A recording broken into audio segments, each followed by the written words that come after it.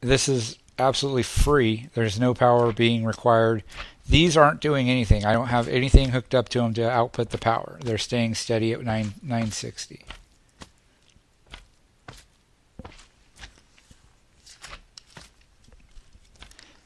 Thanks, Matrix. I will. Yeah, Liquid. I've got a lot of work I got to do on my channel, and that's one of the things I do need to do.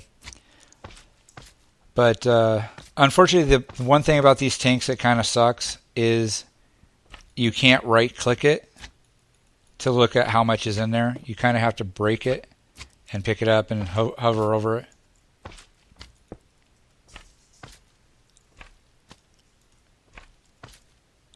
But that's how you get your ethanol for free. And biofuel you can use in here in the generators to produce 16 MJs, which is, honestly, I personally believe these are far more efficient than steam. 4 buckets output 150,000 MJ. You're annoying. Whereas a steam boiler, it uses so much fuel to get started, and then once it gets started, you still have to make the steam engines to produce 8 MJ per engine for a max of, I think you can put, let me think here, 64. Well, that's because you're using creosote. Don't use creosote in a steam engine. Yeah, if I wanted to make EU, all I'd have to do is hook up power converters to this. And if you wanted, if you were dead set on steam with the power converters mod, you have the steam producer and steam consumer. So let's try that. Let's see, I don't need you. Don't need you. Don't need you. And we want the MJ consumer. Let's see. Consumer. Oh, gotcha. So let's see. We want the BC consumer. We only want one of you. And we want the energy bridge. If I could spell right. Energy bridge. And we'll get some redstone conduit. Just for the giggles. Where is it? There it is. Alright, so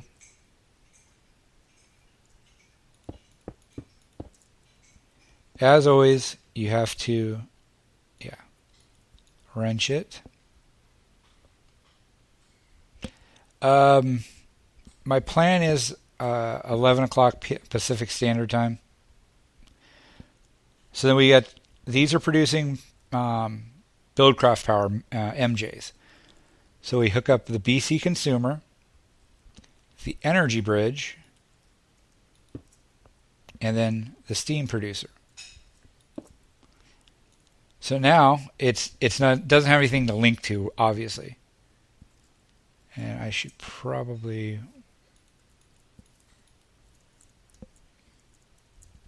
wrench that closed again.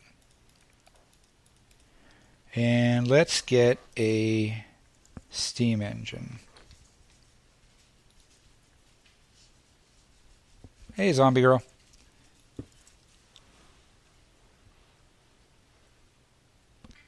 And the steam engine produces MJ. So we will get a redstone energy conduit, uncharged, and slap our lever onto the bottom of it. Steam without a steam boiler.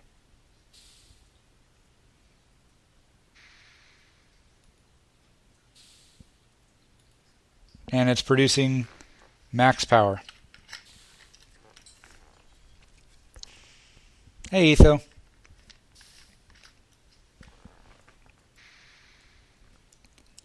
So, and you could actually do this with IC2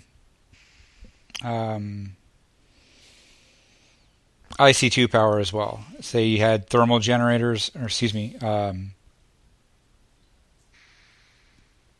what's it called? Geothermal generators.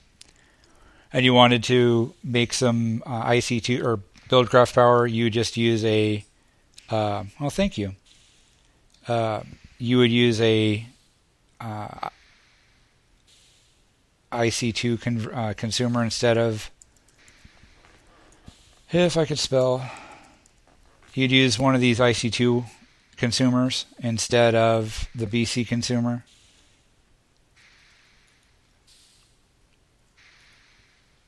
And it's, it's doing its thing. And again, no power required to make the fuel.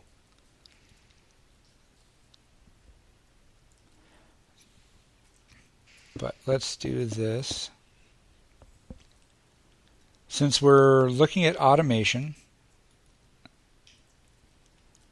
the next thing we should look at, oh, I should have kept that. Oh well. Keep that. Don't want you.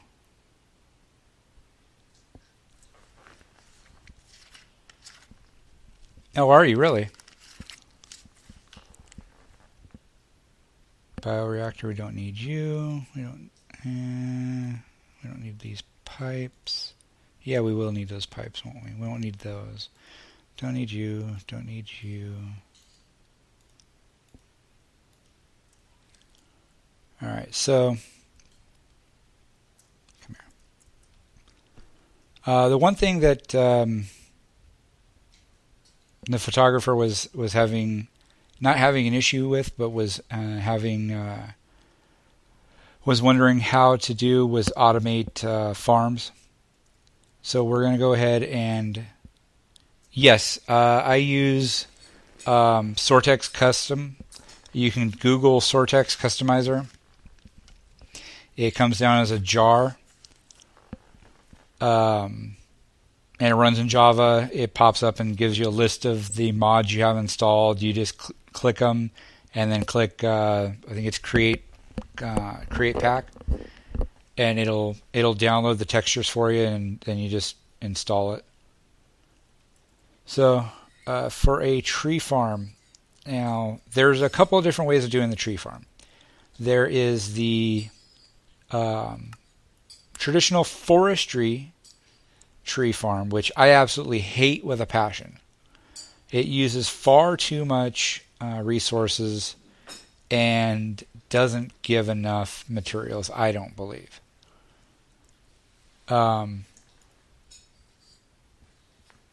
Easier managed mods. FTB, the FTB launcher, if you use that, I use multi-MC to create my custom mod pack. But if you just want to play with the mods, then you can just do FTB launcher, and then you can just go into edit mods and disable the ones you don't want to use. But there's four.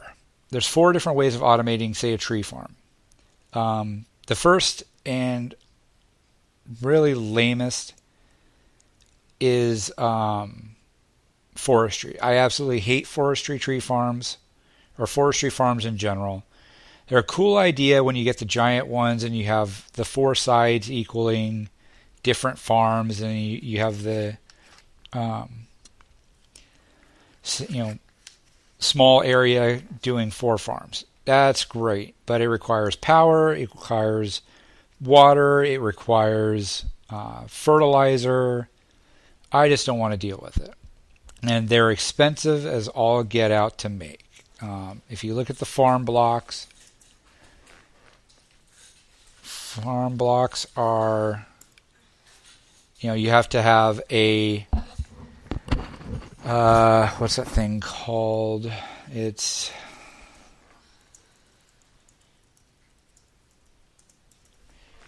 where is it? It is the thermionic fabricator. In order to make these electron tubes, You have to have a thermionic fabricator. Oh, thanks for the follow, Zombie Crow. I appreciate it. And the thermionic fabricator is kind of a pain in the ass. You have to melt glass into it, for it to melt, and then it requires power. It's a constant draw of power, and then you have to use diamonds and all kinds of junk like that just to make those blocks. The second way is the traditional Steve's Carts rail farm, which is cool. I like the Steve's Carts farm because it actually cuts the leaves down. But again, that requires a little bit more infrastructure. You have to get the what's that thing called? The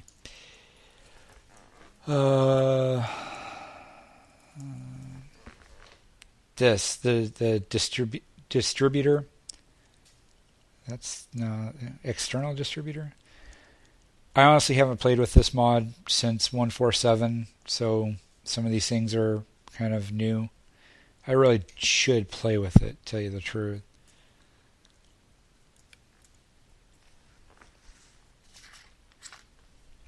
Best temp is when it's best temp would be, well, biofuel and ethanol, it really doesn't matter when you switch it because they're pretty much the same thing. Now, if you're talking about switching from, what I would actually do is to get your boilers up to speed the fastest, you would use fuel refined from oil. And unfortunately, there is a couple ways of doing that. If you have Greg Tech, you can use the distillation tower. The benefits of using the distillation tower is it requires 128 EU, and it's gives byproducts that are useful for other things. Downfall is it's expensive as hell to make. It's kind of a novelty thing you make when you're at the end game stage and you have resources just to throw away. It requires a lot of tin because you can't actually pump the oil into it or pump the fuel out of it, so it has to be in tin cells.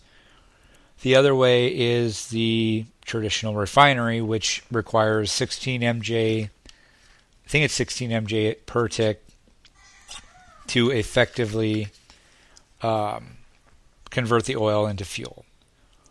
If you don't want to go that route, then just keep it on biofuel ethanol. The great thing about this setup is you can get it started early game, get your supply of ethanol up and running while you get the materials for the steam boiler. You don't have to use a giant tank this size. It's going to require about 1,200 buckets of ethanol to get up to full speed, full heat before it stops using so much. Then it'll be really efficient. I don't know how much biofuel it goes through before it gets to full heat. I haven't actually done that. But, a 3x3 tank, let's do that real quick. Let's see how much a 3x3 tank holds. I think it could be 3x3. 3x3x5. Let's do 3, 2, 3.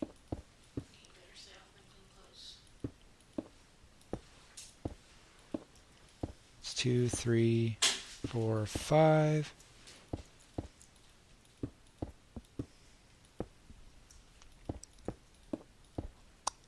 And now, remember, this is steel, so it's a little more expensive to do it this way.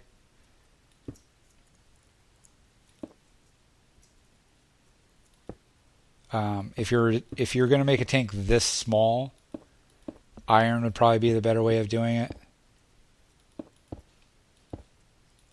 And that holds 1,400 buckets. More than enough to get a boiler going on ethanol. And it doesn't take very long to fill up. Not with this setup. So you get and that's the steel tank. The iron tank would hold maybe like 900, 1,200 buckets, or 900,000 bucket, or yeah, 900 or 1,000 buckets, I think. Yeah, thereabouts. And that's still, if you're still producing the fuel and converting it, it's still enough to get the boiler up to full speed. But back to the tree farm. You have Steve's carts, which is really good. I haven't played with it since the newest version of it. But my two personal favorites is MFR, Mine Factory Reloaded, and you use a harvester. Let's grab that. And you use a planter. And we'll grab some oak saplings. Grab 64 of those. And we'll do it like this.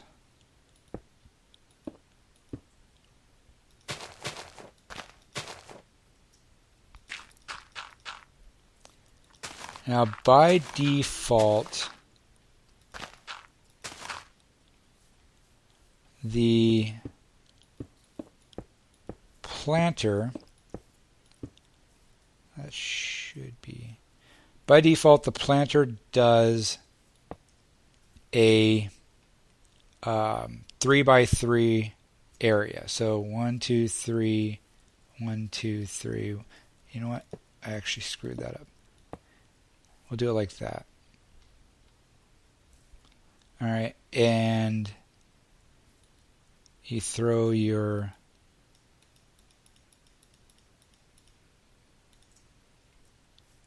that in there.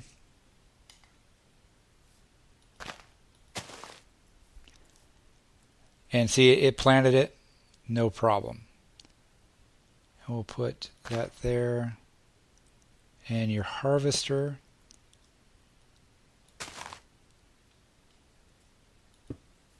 The harvester will auto chop them down. Now that's all you have to do. That's it. You know, you can just sit here and do this and walk away, and it'll chop them down. Now, what you also have to do, though, is configure this to, let's see, iron.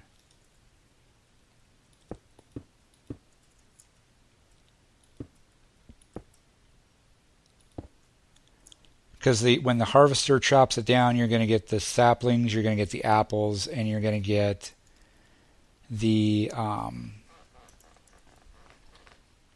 hello. You're going to get the saplings, you're going to get the apples, you're going to get the wood, and it'll just, you can put a chest right here, and it'll spit into the chest. If you don't have anything here, it'll just spit it straight out on the ground. What I like to do is use a diamond transport pipe.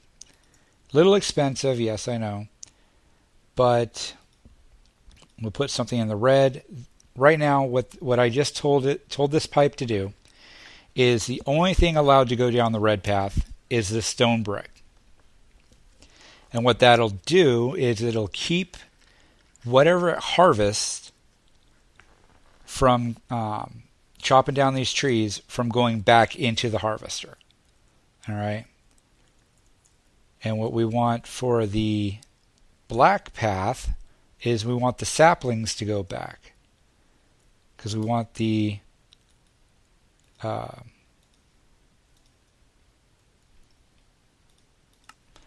saplings to go back to the planter and get replanted. Now we'll add a pipe out this way with, we can use an ender chest. And we will tell, go away, go away. You can go up here. Oak wood, one of you, and apples. So what we'll tell this down the yellow path is oak and apples. So now, when this thing harvests the trees, let's get some. I wonder. I gotta try it.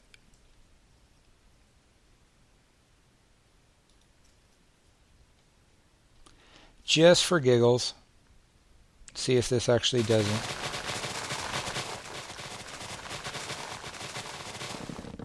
It actually worked. Wow. And you see how fast it chopped it down and replanted? And if you look over here, got some oak wood right there.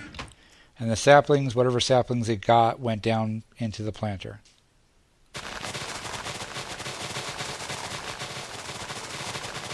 And you can see the saplings going down right there. There's an apple going over here.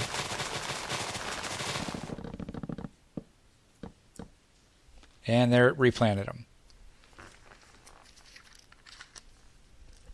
Now, I'm sure you guys don't want to sit here with a watering can and grow your trees, because that would be really boring. And it doesn't always work really quick. But see how fast it chops the trees down? And you can use that wood to turn into charcoal or whatever, because you're going to get a lot of wood.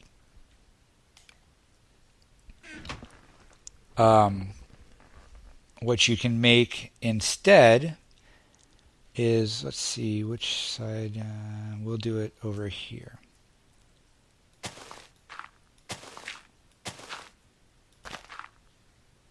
And go away.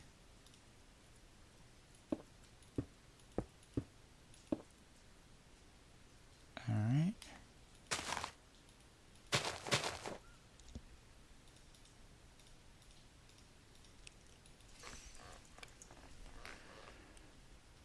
The fertilizer. Drop this thing down right here with power. And then we get, it'll actually use a couple of different types of fertilizer. It'll use this fertilizer, the industrial fertilizer, which is made by wheat, bone meal, sticks, and some string. Get you 16 fertilizer. I believe it'll work on this fertilizer. No, I'm not going to do that. Which is apatite in a pulverizer. Or it'll work with with the forestry fertilizer, which is made with sand and apatite or sand and ash. Ash is actually really easy to make if you want to go the forestry route of doing peat. You get peat from the peat farm stuff. There's a couple of different ways of getting peat.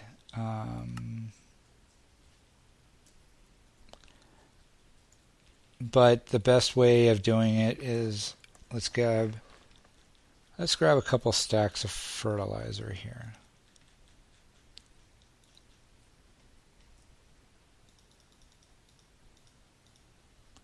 One, two, three, 4, 5, 6, 7, 8, 9. And we throw the fertilizer up in here.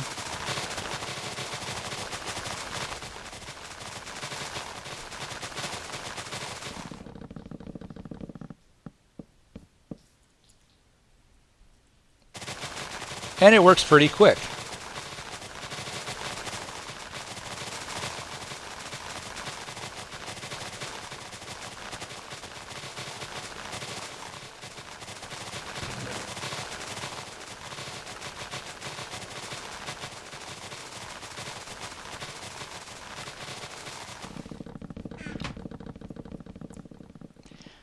Now, keep in mind, this is only a 3x3 area. You can actually make this a 21 by 21 farm using these 3 blocks. In order to do that, you have to get the upgrade modules. And if you look in right here, you can see the upgrade slot. And you can tell it that you want it to don't shear the leaves. Or what you can actually tell it to do is you can tell it to shear the leaves. And instead of breaking the leaves like it's doing, we'll tell it to shear the leaves. And you'll end up with leaves. Leaf blocks. Unfortunately, I haven't told it where to send the leaf blocks, so it's just spitting them out. You can tell it to turn giant mushrooms into little mushrooms. You can tell it to... I'm not sure what the junglewood one does. It may be... That's how you do... what do you call it?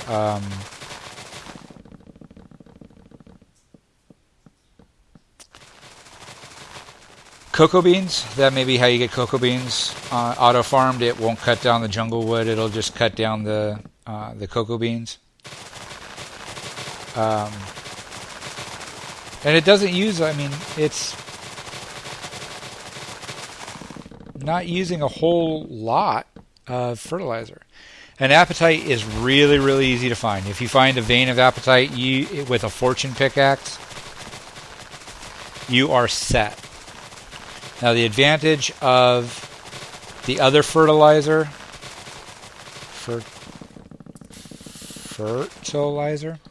the advantage of this fertilizer over apatite fertilizer is all of this stuff is easily remade. The stick you can make out of the wood you're getting here. You can get the wheat from a wheat farm that's being harvested by this. Bone meal you're getting from your mob drop trap string. You can get it from either a mob drop trap, or a mob trap, or you can get it from cotton if you've got the Biomes of Plenty mod in there, and it'll keep going. Now we're gonna do that, and I'll break that one for now.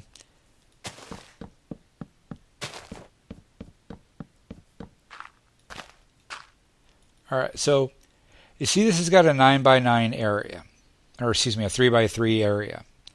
If you put upgrades in here, say upgrades, these are all your upgrades. You've got the lapis upgrade, iron, tin, and each one increases its radius by a factor of 1. So the lapis upgrade will make the farm 4x4. So this one will make it a 5x5, 6x6, 7x7, 8x8, 9x9, 10x10, all the way up to 14x14. Now that's 14 blocks from the center. So 1, 2, 3, 4, 5, 6, 7, 8, 9, 10, 11, 12, 13, 14, right there. And the same on the other side. So all the way out to here, 14 blocks, and 14 blocks out this way, and 14 blocks out that way.